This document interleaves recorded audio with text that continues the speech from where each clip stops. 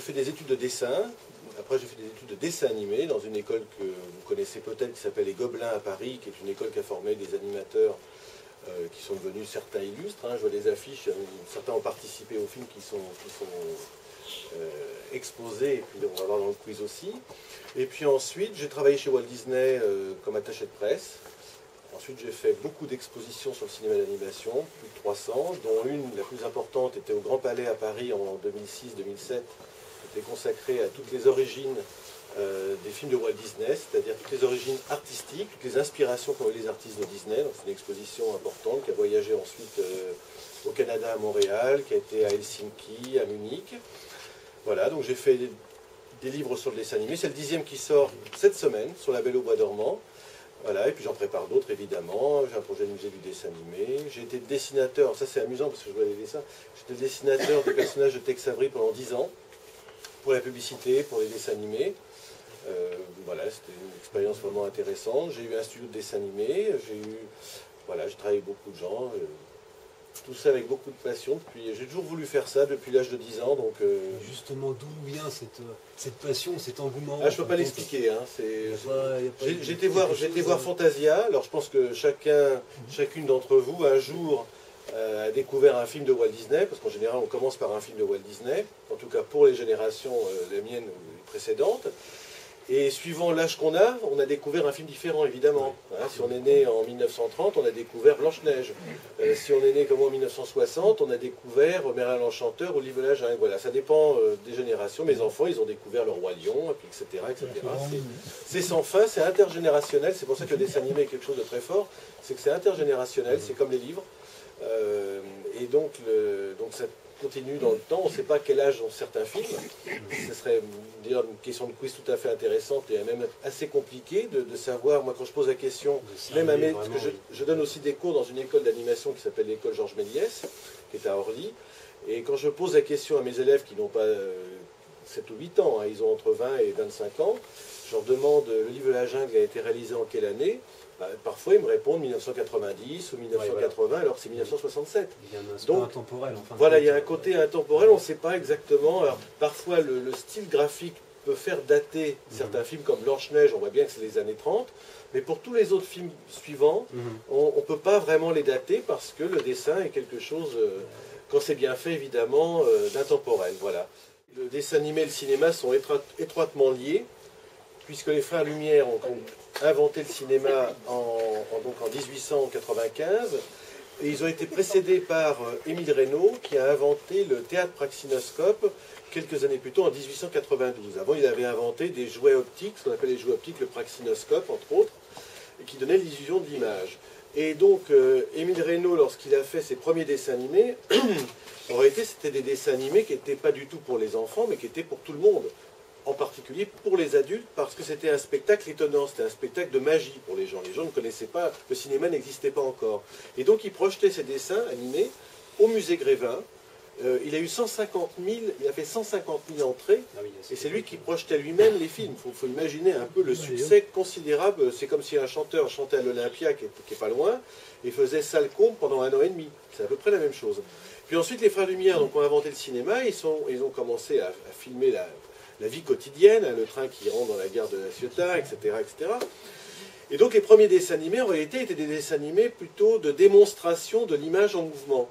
C'était pas scénarisé pour les enfants, c'était pour tout le monde. Et c'est seulement avec Félix le Chat que le dessin animé a été inventé, enfin a été, disons, dirigé vers les enfants. Et puis Walt Disney, évidemment, il devient un divertissement. Mais c'est vrai qu'au tout début, c'était un spectacle tout public et plutôt adulte que pour les enfants. La définition du cartoon, c'est un court-métrage de 7 minutes. Et évidemment, cartoon, comme le mot l'indique, il est fait aux États-Unis, plutôt à Hollywood. Et en général, c'est un dessin animé à gag. Donc les cartoons, c'est la Warner, évidemment, avec Bugs Bunny, Titi Grominel, le Coyote, etc. C'est Tex Avery avec Droopy, le loup, l'écureuil fou et tous les autres personnages. C'est Tom and Jerry qui se poursuivent tout le temps. Walt Disney, c'est moins du cartoon dans le sens où c'est moins des films à gag. Alors c'est vrai que les premiers Mickey, Donald, Goofy étaient vraiment des cartoons, et puis ensuite c'est devenu plutôt du dessin animé de spectacle, et d'ailleurs souvent Disney ne faisait pas des courts-métrages mais des moyens-métrages. Donc ça a été du cartoon au tout début, puis ensuite ça a évolué. Donc le cartoon, c'est d'ailleurs j'ai fait un livre qui s'appelle Le Cartoon Hollywood et qui parle et qui explique toute l'histoire du dessin animé américain basé sur ces courts-métrages qui étaient destinés à être projetés au cinéma comme complément de programme. Il faut savoir qu'à l'époque on avait le grand film, et puis avant on avait un ou deux dessins animés, un ou deux cartoons. Et c'est comme ça que Mickey est devenu célèbre, c'est que Mickey a été un complément de programme d'un film muet de l'époque, et qui ensuite a eu un succès considérable, très rapidement, et qui a permis à Disney de développer son studio, et en quelques années de passer de Mickey en 1928 en noir et blanc, à Blanche-Neige en 1937 en couleur, avec tous les moyens dont il pouvait disposer à l'époque. Voilà, donc c'est une évolution de dessin animé à la fois très rapide, et en réalité très rapide les premières années, et ensuite très longue pour les 50 années qu'on suivit, bizarrement. Il a fallu attendre l'avènement de l'ordinateur pour que le dessin animé évolue considérablement. Une nouvelle dimension, un nouvel essor en tout cas. Mais entre Blanche-Neige et les Sept Nains et les longs métrages de Ghibli des années 80, la technique était absolument la même, mais exactement la même que ce soit en France, au Japon ou aux États-Unis. D'accord. D'ailleurs, je dirais même que c'était un artisanat parce que ça mettait en scène, pour fabriquer un dessin animé par exemple comme Blanche-Neige, il a fallu environ 1000 personnes. Et sur ces 1000 personnes, vous aviez une trentaine de métiers différents. Vous aviez évidemment l'animateur, le décorateur, mais vous aviez les metteurs en couleur, hein, les gouacheuses, il y avait les traceurs, traceuses, il y avait les effets spéciaux, il y avait beaucoup de gens qui travaillaient pour les effets spéciaux. Imaginez en Pinocchio avec la baleine, avec la mer, bon, ça a pris un temps fou, un travail considérable. Les gens au bruitage, au scénario, créer les personnages, donc il y a plein de métiers différents. Et c'est pour ça, ce qui est formidable, c'est qu'à l'époque, Disney, quand il employait quelqu'un, un jeune qui rentrait dans son studio, il ne savait pas pourquoi il était fait, il rentrait dans le studio, et là, Disney et ses collaborateurs trouvaient les qualités qu'il avait, parce que chacun possède des qualités, il faut simplement les développer. Et donc l'un était doué pour le mouvement, il était animateur, l'autre était doué pour la couleur, il était décorateur, le troisième était absolument pas doué pour le dessin, mais avait une oreille musicale formidable, il pouvait devenir bruiteur ou musicien. Voilà, il y avait plein de métiers, il y avait des architectes qui rentraient dans le studio aussi pour construire tous les décors. Donc il y avait plein de métiers différents.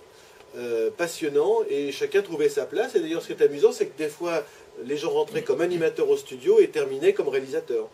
Voilà, parce qu'on pouvait évoluer, on évoluait comme en Amérique. D'ailleurs, on évolue beaucoup plus facilement au niveau des entreprises. Hein. C'est d'ailleurs un problème récurrent qu'on a, nous, en France et généralement en Europe.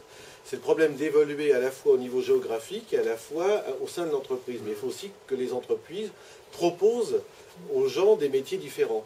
Et c'était le cas, évidemment, chez Disney. Chacun pouvait trouver un travail et c'est comme ça que le studio s'est développé pendant de nombreuses années.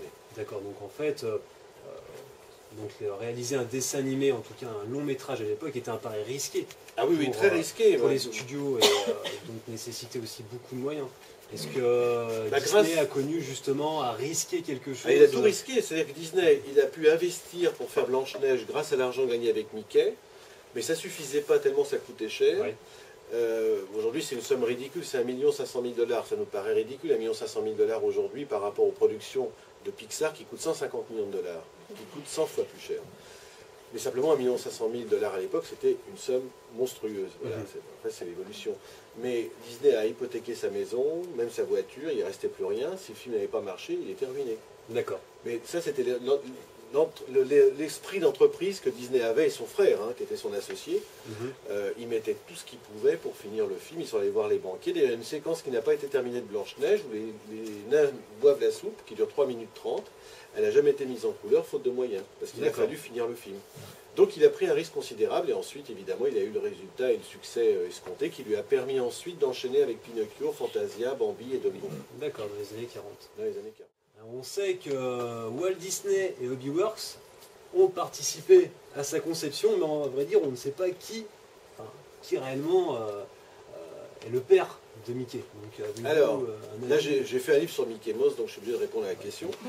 Évidemment. Voilà, et puis je suis allé voir un des fils du Biverx, maintenant le livre remonte à une quinzaine d'années, mais enfin j'ai été le voir à Los Angeles, et il m'a raconté l'histoire, et d'ailleurs il m'a donné des preuves dessinées, tout ça.